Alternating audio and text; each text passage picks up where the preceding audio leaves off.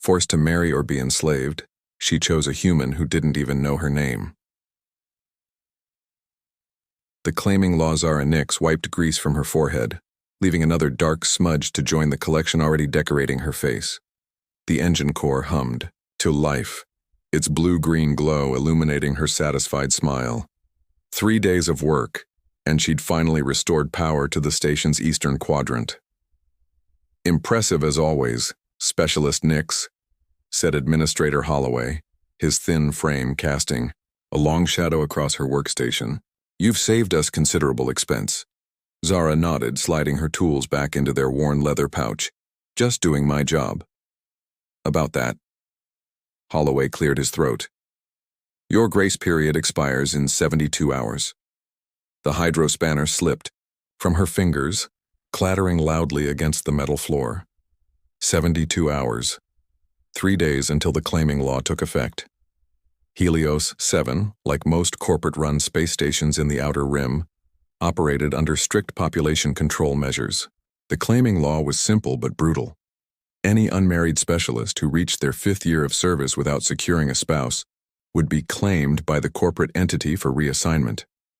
Everyone knew what that meant. The mining colonies. On Tartarus, where life expectancy rarely exceeded 18 months.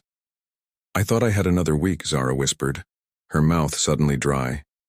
"Records were adjusted," Holloway said, not meeting her eyes. "Orders from Central." Of course.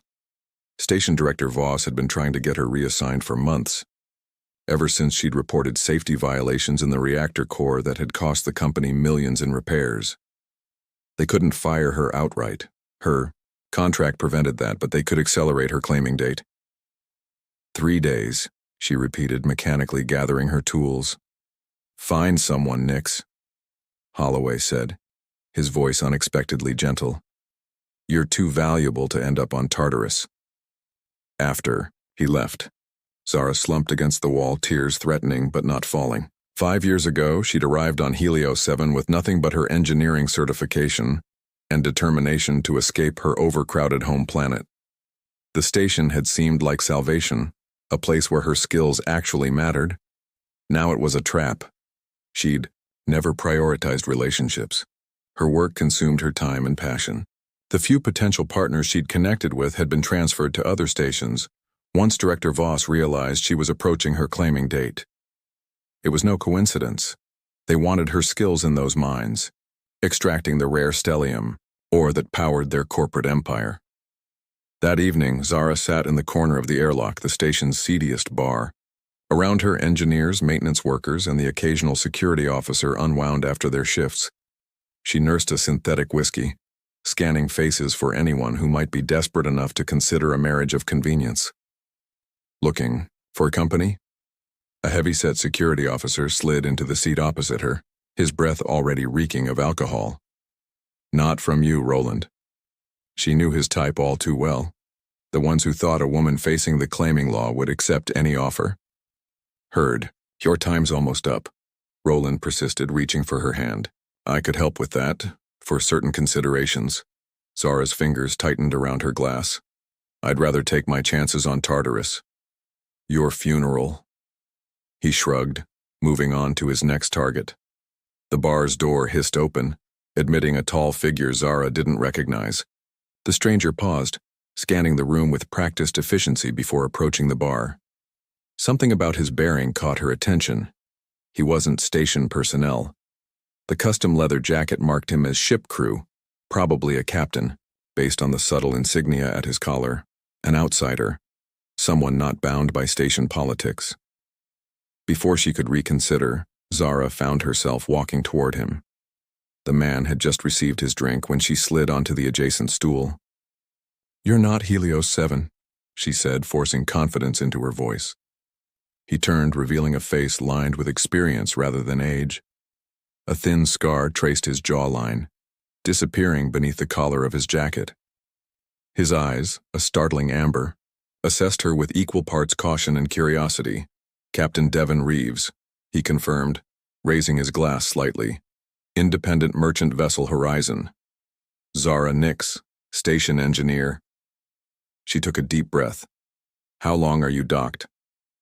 Scheduled for 4 days of repairs and resupply. Why? 4 days. Just enough time. Zara steeled herself. I need a husband, she said bluntly. Devon choked on his drink. That's direct. I don't have time for subtlety. Zara quickly explained the claiming law and her rapidly approaching deadline. When, she finished. Devon studied her silently. So you're asking me, a complete stranger, to marry you so you can avoid reassignment? Yes. She met his gaze unflinchingly. It would be a paper arrangement. Once the deadline passes and the system registers me as claimed, you can file for dissolution before you leave the station. No complications. Nothing's ever that simple. He took another drink. What's in it for me? She'd anticipated this question. I'm the best engineer on this station. Whatever's wrong with your ship, and something must be wrong if you're docked. For 4 days. I can fix it, no charge. Interest flickered in his eyes. The Horizon does have a recurring issue with its gravitational stabilizers. I can fix it, she repeated firmly. And this arrangement, it's just paperwork? No expectations? Zara nodded. Just a signature. Then we both get what we need and go our separate ways. Devon set down his glass, studying her with an intensity that made her skin prickle. She forced herself not to fidget under his scrutiny. I've made worse decisions, he finally said, but if we do this, we do it my way. No surprises. Relief flooded through her. Agreed. The station's civil registrar looked bored as she processed their application the next morning. Marriages of convenience weren't uncommon on Helios 7, though. Usually both parties were station personnel. Reason for union? The registrar droned, not looking up from her terminal. Love at first sight, Devon answered with a straight face. Zara fought back a startled laugh. The registrar sighed. Certificate will process within 24 hours. Next. As they walked away, Zara exhaled slowly. Thank you. You have no idea what this means. Actually, I think I do. Devon's expression hardened. I know about Tartarus. No one deserves that fate. Before she could respond, her comm unit buzzed. A message from Director Voss himself. Report to administrative immediately. That's not good, she murmured. Devon frowned. Want me to come with you? No. Best not to antagonize him further. She squared her shoulders. I'll meet you at docking bay 14 later to look at your ship. Director Voss was waiting behind his immaculate desk, his smile reminiscent of a predator who'd cornered its prey. Specialist Nix, congratulations on your hasty nuptials. Zara kept her expression neutral.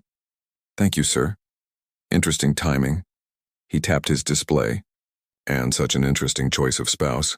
A passing ship captain with quite the colorful history. Ice formed in her stomach. Our union is legal under station regulations. Of course, of course. Voss waved dismissively. But regulations also stipulate that marriages suspected of fraud receive additional scrutiny. Corporate is very concerned about people exploiting loopholes. There's no fraud, she insisted. That will be determined by the review board. His smile widened. Until then, your claiming status remains pending. Later at docking bay 14, Zara relayed the conversation to Devon as they examined the Horizon's malfunctioning stabilizers. He can't do that, Devon growled. The claiming law is specific. He's the director. He can delay processing long enough for my deadline to pass. Zara slammed her diagnostic tool down in frustration. I should have known he wouldn't let me go this easily. Devon was silent for a moment, then handed her a circuit probe. What if we make it convincing? What do you mean? A real marriage? Or at least one that looks real enough to pass scrutiny? Zara blinked. You'd do that? Extend this charade? I've seen what happens on Tartarus. Something dark passed behind his eyes. No one deserves that hell. As they worked side by side on the ship's systems, Zara studied her new husband with growing curiosity. Captain Devon Reeves was clearly more than a simple merchant. The way he moved, The way he observed everything. He had military training, or something similar. "Why are you really helping me?" she finally asked. Devon adjusted, a connection before answering. "Let's just say I understand what it's like to be trapped by a system that sees you as nothing but a resource to exploit." That night, an alert blared through Zara's quarters. A security breach in Docking Bay 14, the Horizon. She raced through the station corridors, arriving breathless to find Devon confronting two security officers outside his ship. "What's happening?" she demanded. "Routine inspection," one officer said, though the weapons at their sides suggested otherwise. "At midnight?" Devon's voice was dangerously calm. "Targeting specific systems?" The officer shrugged. "Orders. From Director Voss," Zara realized aloud. "He's trying to sabotage the ship so we can't leave." The officers exchanged uncomfortable glances, but didn't deny it. "This ship is part of my marital property now," Zara declared, invoking an obscure clause of station law. "Any inspection requires my authorization as a senior specialist." After the reluctant officers departed, Devon secured the ship's hatch. "They'll be back," he warned. "With proper authorization next time." Zara nodded grimly. "Then we need to be ready." As they worked through the night to accelerate repairs to the Horizon, one thing became increasingly clear. This was no longer just about avoiding the claiming law. It was about survival. And despite the circumstances of their meeting, Zara realized there was no one she'd rather have fighting alongside her than the mysterious captain who'd agreed to be her husband. Hearts in the void. The attack came at the shift change, when security protocols were at their most vulnerable. Zara was elbow-deep in the Horizon's engine compartment when the proximity alarms blared. "Company," Devon announced, sliding down the ladder from the cockpit. His expression was grim as he tossed her a plasma pistol. "Corporate security. 6 of them, heavily armed." Zara caught the weapon awkwardly. "I'm an engineer, not a fighter. Then engineer us a way out of this." Devon's hands moved with practiced efficiency, checking his own weapon. "Because they're not here for a friendly chat." Through the viewport, Zara could see black uniformed figures spreading out across the docking bay. Director Voss stood behind them, his thin face twisted with satisfaction. "How did they override the security lockdown?" she muttered, peering at the external monitors. Devon joined her, his shoulder brushing against hers. "Someone with high-level clearance. Your director friend must be desperate." "I'm that valuable to him?" Zara couldn't keep the bitter edge from her voice. "It's not just you." Devon's expression darkened. "I ran a scan after those security officers left. Your station is mining something far more valuable than stellium, something they're not reporting to Central." Realization dawned. "The anomalous energy readings in Sector 12. I flagged them months ago, but Voss said it was equipment malfunction." "Not malfunction. Quantum crystalline. Worth 50 times stellium on the black market." Devon turned to her. "You could have stumbled onto their operation any day. They need you gone." The communications panel chimed. Director Voss's face appeared on the screen, his false smile firmly in place. "Specialist Nix, Captain Reeves. A small misunderstanding, I assure you. If you'd both step outside, we can resolve this matter civilly." Devon leaned forward. "Like, you resolved matters for the last engineer who discovered your secret mining operation?" Voss's smile vanished. "I see we're beyond pleasantries. Very well. You have 30 seconds to surrender before my men breach your vessel. And Nix," his eyes narrowed, "your claiming paperwork has been expedited. Tartarus awaits." The screen went dark. "Options?" Devon asked, moving swiftly toward the cockpit. Zara's mind raced. "They've engaged the docking clamps. We can't break free without tearing the ship apart. Can you override them?" She shook her head. "Not from here. The controls are in the station's central hub." Devon swore under his breath. "Then we need a diversion." Outside, the security team had positioned breach charges around the airlock. They had maybe a minute before the doors gave way. Zara's gaze fell on the gravitational stabilizer she'd been repairing. A desperate idea formed. The station's artificial gravity system interfaces with the docking clamps, she said, pulling tools from her belt. If I reverse the polarity on our stabilizer and amplify the output, you'll create a localized gravity well, Devon finished, understanding dawning. It could disrupt the clamps. Or tear a hole in the station, she admitted. It's risky. Devon's mouth quirked into a half smile. I married a risk. They worked frantically, Zara modifying the stabilizer while Devon prepared the ship for emergency departure. The first explosion rocked the ship as the security team began their breach. 30 seconds, Devon called from the cockpit. Zara made the final connection, her hands steady despite the chaos around her. Ready. Brace yourself, Devon warned as he activated the modified system. The effect was immediate and violent. The ship lurched as conflicting gravitational forces battled around them. Through the viewport, Zara watched the security team float helplessly away from the airlock, their breach charges drifting harmlessly into space. The docking clamps groaned, metal warping under impossible stress. With a final shriek of protest, they tore free. Hold on, Devon shouted as he fired the engines. The horizon shot from the docking bay, alarms blaring as they cleared Helio 7's perimeter. Behind them, emergency protocols sealed the damaged section of the station. They'll send pursuit ships, Zara warned, strapping herself into the co-pilot seat. Devon nodded grimly. That's why we're not taking the main transit lanes. He guided the ship toward a dense asteroid field that marked the boundary between corporate space and the lawless expanse known as the Drift. No corporate vessel would follow them there. As the adrenaline faded, the reality of their situation sank in. We're fugitives now, Zara said quietly. Not the first time for me, Devon admitted. Though it's been a while since I had a partner in crime. Is that what I am? She studied his profile, still trying to piece together the puzzle of this man who'd risked everything for a stranger. You're my wife, technically. His tone was light, but something in his expression had shifted. For better or worse, it seems. Hours later, with the ship safely hidden in the gravitational shadow of a large asteroid, they shared a meal from the ship's limited stores. The silence between them had grown comfortable, if contemplative. Why did you really help me? Zara finally asked the question that had been nagging at her since their hasty marriage. Devon set down his cup, considering her for a long moment before answering.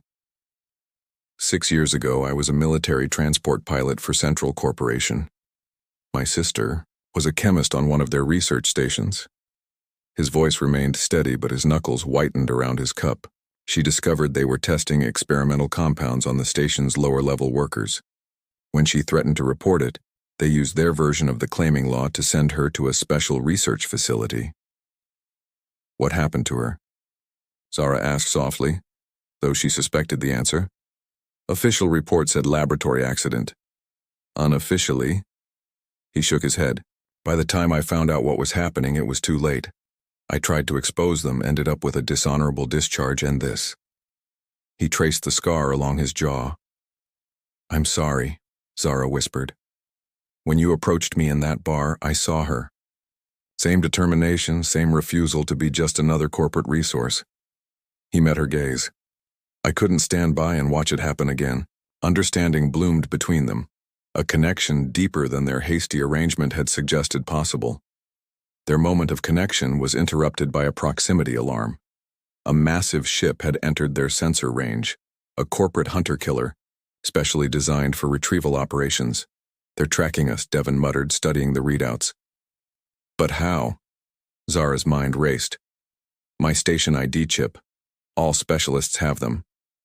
She rolled up her sleeve, revealing a small scar on her forearm. Subdermal, supposedly inactive outside station parameters, but nothing's ever truly inactive when corporations are involved, Devon finished. Can you disable it? She nodded. I need tools and a medical kit. While Devon kept the ship hidden, Zara performed the delicate operation of removing her ID chip. The tiny device gleamed under the medbay lights, innocent-looking despite its betrayal. What now? She asked, holding the chip with forceps. Devon's smile was unexpectedly mischievous. Now we use their tracking against them, They loaded the chip into a probe and launched it toward a nearby shipping lane frequented by pirate vessels. The corporate hunter-killer immediately changed course to follow. "That buys us time," Devon said, plotting a new course away from the asteroid field. "But they'll realize the deception eventually," Zara nodded, bandaging her arm. "Where do we go now?" "I have contacts in the free colonies, people who've been gathering evidence against corporations like Central for years." He glanced at her. "Your testimony about the quantum crystalline mining operation would help their case. You want me to become a rebel?" Despite everything, she found herself smiling. "I'm offering you a choice," Devon said seriously. "Something the corporation never did." As the horizon accelerated toward the distant reaches of the sector, Zara felt an unfamiliar lightness. For 5 years, her life had been contained within Helios 7's metal walls, her future determined by corporate mandates and the looming threat of the claiming law. Now the stars stretched endlessly before them, each one a possibility. "You know," she said, settling into the co-pilot seat, "for a marriage of convenience, this has been remarkably inconvenient." Devon's laugh caught her by surprise, warm and genuine, transforming his features. "Most marriages are, from what I hear." 3 days later, as they approached the hidden coordinates of the Free Colony's outpost, the hunter-killer found them. It appeared suddenly from behind a small moon, weapon systems already powering up. "They're jamming our communications," Zara reported, fingers flying over the control panel. "We can't call for help." Devon guided the ship into a series of evasive maneuvers, but the hunter-killer was faster, more heavily armed. A warning shot streaked across their bow. "Surrender your vessel and prepare to be boarded," a cold voice commanded over the emergency channel. "By order of Central Corporation, Specialist Zara Nix is to be returned to Helios 7 for reassignment." Devon cut the communication. Options? Zara studied the ship's relative positions, an idea forming. Their ship uses the same gravitational balance system as the station docking clamps. "And you know how to disrupt those," Devon finished, understanding dawning. "If I can get into their system remotely," she was already moving toward the engineering bay. "Do it," Devon called after her. "I'll keep them distracted." While Devon, engaged in a dangerous game of cat and mouse with the larger vessel, Zara worked furiously to hack into their systems. Her years of maintaining Helios 7's complex infrastructure gave her an intimate understanding of corporate security protocols. The hunter-killer fired again, this time scoring a direct hit on their starboard stabilizer. The ship lurched violently. "How much longer?" Devon's voice was tense over the intercom. "Almost." The final firewall fell. "I'm in." Zara's fingers danced across the console as she rewrote command protocols and overrode safety features. On the monitor, she could see the hunter-killer's gravitational system beginning to fluctuate. "Brace for impact," she shouted, activating the final sequence. The effect was catastrophic. The hunter-killer's artificial gravity reversed completely, internal components tearing free as everything inside was suddenly pulled toward the ceiling. Secondary systems failed in cascading sequence. Within moments, the massive ship was adrift, its crew incapacitated by the gravitational chaos. The horizon limped away, damaged but triumphant. Hours later, safely hidden within the protective perimeter of the Free Colonies, Devon found Zara in the observation deck, staring out at the unfamiliar stars. "The colony leaders want to meet you," he said, settling beside her.